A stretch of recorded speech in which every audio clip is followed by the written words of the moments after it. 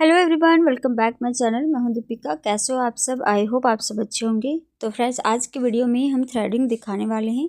अभी चल रही है हमारी लड़कियों की क्लास, तो आप लोगों को पता ही है मैं लाइव में भी आती हूं। अगर आप लोग मेरे लाइव ज्वाइन नहीं करते हो तो आप लोग ज्वाइन कर लिया कीजिएगा। इवनिंग के टाइम में हमारी स्टूडेंट्स की क्लास होती है और उसी टाइम हम लाइव भी होते हैं।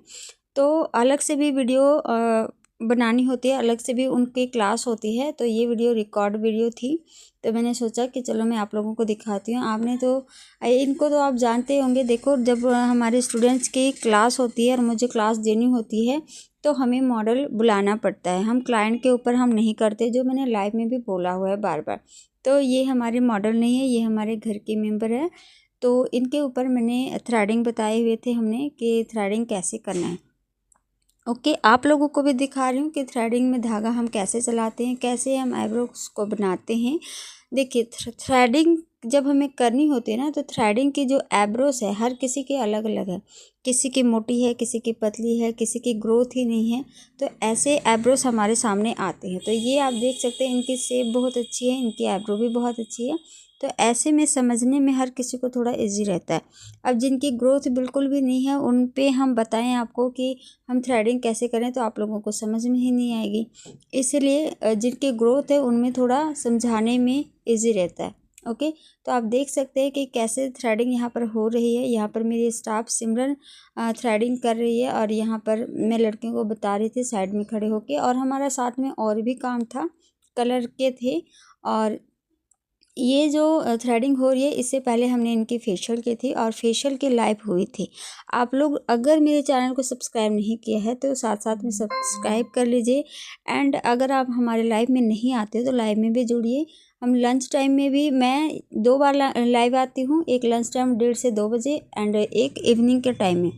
लंच टाइम में जो मैं आती हूँ 1:30 से 2 बजे के बीच में आती हूँ, उसमें मैं सिर्फ सेल्फ़ का बताती हूँ कि सेल्फ़ हमें अपने कैसे स्किन केयर करनी है, कैसे मेकअप करनी है। वो आप लोगों की डिमांड होगी कि आप लोग सेल्फ़ में क्या करना चाहते हो। सेल्फ़ में स्किन केयर करना चाहते हो, मेकअप करना चाहते हो, हेयर स्टाइल करना चाहते हो, क्या चाहते हो वो आप लोग मुझे कमेंट करेंगे और उसी से रिलेटेड हम वीडियोस बनाएंगे। ओके, और लाइव में हमारे स्टूडेंट्स की क्लास होती है इवनिंग में, तो उनको क्लास देनी होती है। तो साथ साथ में आप लोगों को भी मैं लाइव दिखा देती हूँ। लाइव में भी हम कई बार आते हैं, तो लाइव में रियल होता है। ऐसे ये वीडियोस हैं, ये रिकॉर्डेड वीडियो है, इसमें कुछ गलत होगा या कुछ भी होगा तो हम एडिट करके आपको दिखाएंगे। लेकिन लाइव जो है वो आपके सामने होगा कि कैसे क्या होता है, नहीं होता है।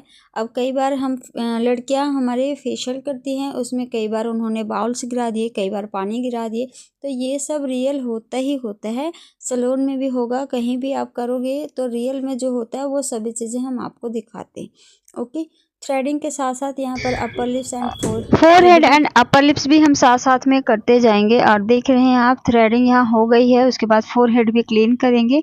बहुत से लोग ऐसे भी होते हैं सिर्फ थ्रेडिंग करवाते हैं, अपर लिप्स फोरहेड नहीं करवाते। और कई लोग ऐसे हैं कि फोरहेड अपर लिप्स कराते हैं, थ्रेडिंग नहीं करवाते हैं।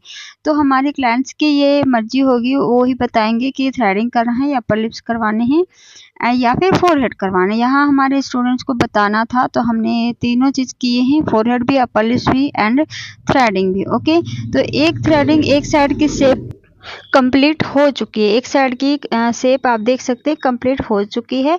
अब जो दूसरे साइड है वो हम करेंगे। और इन्होंने फेशियल करने के बाद अपने फेस में, हमने इनके फेस में सीरम लगाया था, तो जब हमें थ्रेडिंग करनी थी तो हमने फिर से पाउडर अप्लाई किया है एंड इन्होंने लिपस्टिक भी अप्लाई कर लिया है। ओके, तो अब हम दूसरे साइड की थ्रेडिंग करेंगे और वो हम बैक साइड से खड़े होकर करेंगे। ये हमने आपको लाइव में भी बताया है, लाइव में भी मैंने किया था। तो लाइव वीडियो में भी हमने बताया था कि हम कैसे फ्रंट में एक आईब्रो को करते हैं खड़े होकर एंड बैक में एक करते हैं। अच्छा, आईब्रो करने के बाद जो हमारी लेंथ है हेयर की, उसे हम आईब्रो की उसे हम कट कर देंगे, क्योंकि एक्स्ट्रा हेयर अच्छे नहीं लगेंगे, तो उसे एक अच्छी शेप देनी होगी। ओके, एंड धागा बहुत अच्छे से चलाएंगे, प्रॉपर चलाएंगे, कट भी ना पड़े। हमारे क्लाइंट को बोलना पड़ेगा कि आप स्किन अच्छे से पकड़ के रखें, अच्छे से खींच कर रखें, स्ट्रेच करके रखना है। नहीं तो जो न्यू होते हैं, जो न्यू स्टूडेंट जो सीख रहे हैं, उनसे तो ये गलती हो ही जाएगी, उनकी स्किन कट ही जाएगी। अभी हमारे घर की थी तो इन्होंने ज़्यादा कुछ नहीं बोला कि चलो बच्चे सीख रहे हैं, लेकिन ये बातें जो सीखते हैं उनको ये बातें ध्यान रखनी है। अगर हम अपने किसी के भी कर रहे हैं तब भी हमें उनकी कट नहीं लगने देना है, क्योंकि बहुत लोगों को प्रॉब्लम हो जाती है, कट लगते हैं। तो ये बहुत ज़रूरी है, ये बहुत ज़रूरी पॉइंट है जो हमें नोट करनी होती है। ओके, अब हम सेकंड साइड करेंगे। दूसरे वाले साइड की हम बैक साइड खड़े होकर करेंगे। और बैक साइड में देखिए कैसे हम कर रहे हैं। यहाँ पर पहले हम कई बार होता है हम सीधा आईब्रोज करते हैं फिर फोरहेड करते हैं, तो कई बार ऐसे भी, ये आपकी मर्जी है, आप अगर सीख जाओ उसके बाद आपको क्या करना है। ओके, आप लोग कमेंट करके बताइए कि किन किन लोगों को थ्रेडिंग करने में प्रॉब्लम होती है, क्योंकि बहुत सारे ऐसे हैं फोरहेड अपर लिप्स तो कर लेते हैं, थ्रेडिंग उनसे नहीं होती है। तो अगर आप लोगों को प्रॉब्लम होती है तो कमेंट कीजिएगा, ताकि मैं अच्छे से आप लोगों को गाइड कर सकूं और जो ऑनलाइन कोर्स करते हैं वो भी अच्छे से सीख सकें। ओके, क्योंकि अगर आप धागा चला सकते हो, धागा चल रही है आपसे, फोरहेड अपर लिप्स कर रहे हो लेकिन थ्रेडिंग ही नहीं कर पा रहे हो तो क्या फायदा।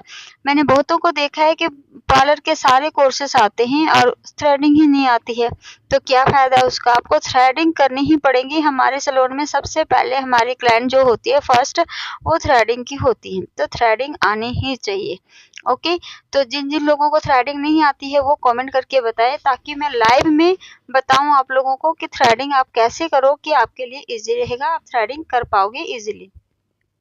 आप देख सकते हैं यहाँ पर हमने कुछ भी नहीं किया है, धागे को एक कैंची बनाई है, उसके बाद उसके अंदर वही हेयर डाल रहे हैं जो हमने निकालने हैं, वही हेयर फंसाने हैं जो आपको निकालने हैं। ओके, और जो न्यू है वो ज़्यादा हेयर फंसाए ना, छोटे छोटे सेक्शन लेके निकाल सकते हैं ताकि उनको दिक्कत ना हो।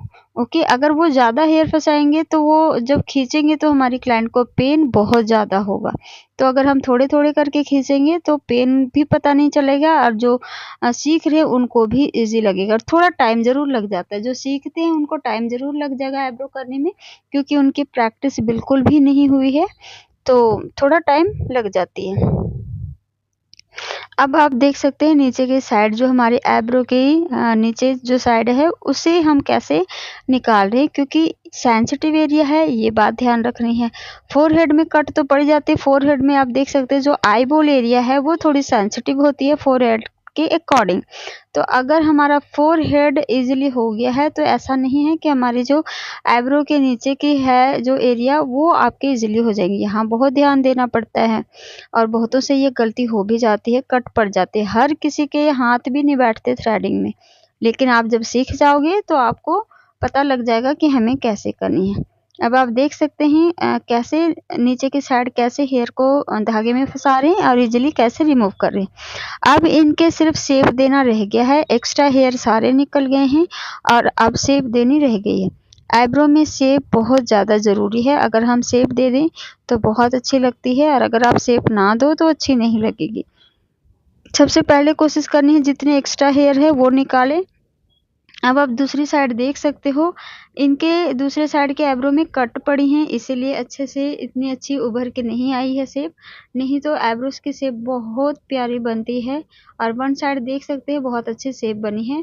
ओके, हमारी क्लाइंट की ये भी डिमांड होती है कि जैसे हम बोलें आपको हेयर वैसे ही निकालने हैं। जैसे अगर हम कई बार हमने ये सोचा हुआ होता है कि हमने आईब्रोज को शेप देनी है, बट उनका कहना होता है हमें सिर्फ एक्स्ट्रा निकालनी है। अगर हम एक्स्ट्रा निकालेंगे तो शेप उतनी अच्छी नहीं आएगी, तो उनसे पूछना भी होता है, हम अपनी मर्जी नहीं कर सकते। ओके, तो एक बार मैं थ्रेडिंग किसी की भी करूँगी ना तो मैं आपके सामने ही उनसे पूछूंगी, क्योंकि कई बार लाइव में भी हम पूछते हैं, बट फिर भी अगर लाइव में आए तो लाइव में पूछकर आपको बताऊंगी कि कैसे क्लाइंट की डिमांड होती है। ओके, यहाँ पर थ्रेडिंग भी कंप्लीट हो गई है, फोरहेड भी कंप्लीट हो गई है, अब हमारी बारी है अपर लिप्स की। तो सबसे ज़्यादा बहुत लोगों को अपर लिप्स में प्रॉब्लम होती है, तो अपर लिप्स को हमें अच्छे से भी क्लीन करनी है। एंड अपर लिप्स भी सेंसिटिव एरिया है तो वहाँ भी कट पड़ने के चांसेस होते हैं, तो कोशिश यही करनी है कि कट ना पड़े। ओके, क्योंकि हेयर वहाँ पे अपर लिप्स की जो हमारी आउटलाइनिंग है वहाँ पर भी हेयर होते हैं, तो अगर आपको धागा चलाने नहीं आएगी तो आप भी डरोगे एंड जो हमारे अगले क्लाइंट है वो भी डरेंगे। तो अगर आप टाइम लगाकर भी करते हो ना तब भी कोई बात नहीं है, आप टाइम लगा के करो, लेकिन आपको डरना नहीं है एंड अच्छे से करना है और हमारे जो क्लाइंट होंगे उनको ज़रा सा भी पेन नहीं होना है। इसका भी यही सिस्टम है, आप वन साइड खड़े होके आप नहीं पूरे अच्छे से क्लीन कर सकते। बहुत लोगों का ऐसा है कि वन साइड ही खड़े होके दोनों साइड कर लेते हैं। जैसे मेरा भी अपर लिप्स अगर मैं करूँगी तो वन साइड खड़ी होके दोनों साइड का कर लूँगी, मुझे बैक जाने की ज़रूरत नहीं पड़ती है। लेकिन आईब्रोज में मुझे जाना पड़ता है।